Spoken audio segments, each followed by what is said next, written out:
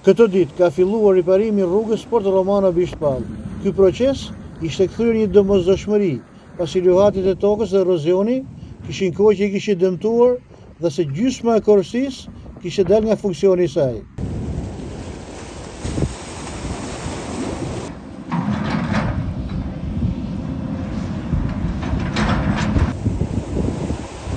Edhe brezi prej objektesh prej betonarmeje dhe gurë të mëdhenj që e mbronin që e zhytur në det, pasi këtu toka ka struktura të buta.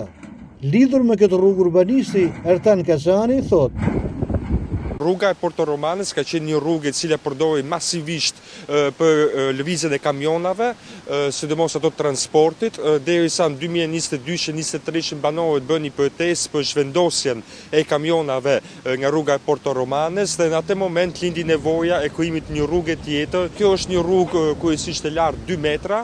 Ndërsa për rrugën për sektorin Rinia, kjo rrugë nuk është restauruar asnjëherë dhe nuk është ndryshuar sipas parametrave industrial. Për kalimin e kamioneve të rënë në këtë rrugë, urbanisti Kazani theksoi se problemi mund të zgjidhje vetëm nga industritë. Investimet e mëdha të infrastrukturës për të kaluar kamion mund të bëhen vetëm nga industritë. Nëse bëhen rrugë për kamion, për turizmin, atëherë nuk ka kuptim dhe nuk do të ndodhi asnjëherë. Edhe nëse do të ndodhi shtrimi i rrugës në nivel më të qëndrueshëm për kamionët, kjo gjë do të ndodhi deri në sakun e fabrikave. Dhe asnjëherë nuk do të ndodhi deri tek vendbanimi ku është sektori Rinia apo Porto Romano në vetvete e sektorit të banorëve.